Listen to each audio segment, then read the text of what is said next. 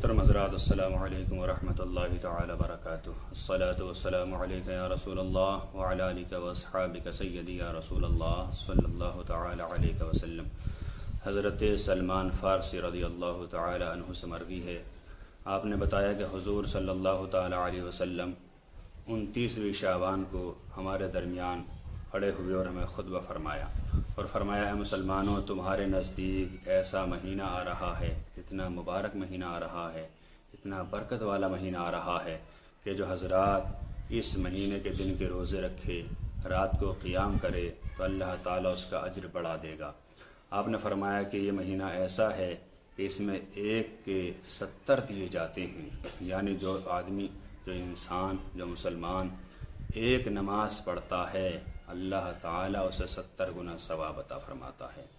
حضور فرماتے ہیں کہ نفلوں کا، سنتوں کا ثواب بڑھا دیا جاتا ہے اور فرض کا ثواب 70 گنا کر دیا جاتا ہے۔ اور آگے حضور فرماتے یہ مہینہ ماہ صبر ہے، یہ مہینہ مباسات کا مہینہ ہے، صبر کرنے کا مہینہ ہے۔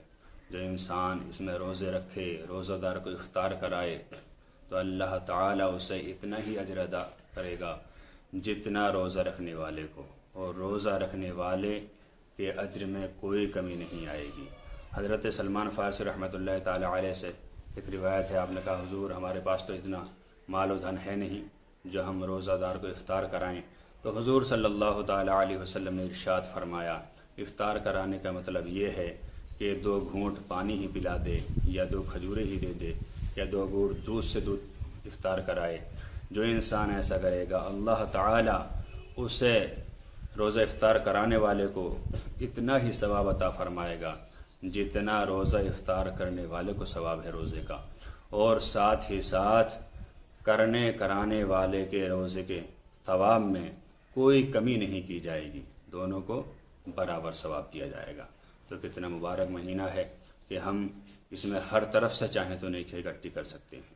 اللہ تعالیٰ سے دعا ہے کہ اللہ تعالیٰ ہمیں صحیح معنی میں روزے رکھنے کی توفیق عطا فرمائے، بغیر کسی ریاکاری کی اپنے مسلمان بھائی کا روزہ افطار کرانے کی توفیق عطا فرمائے، آمین۔ السلام علیکم۔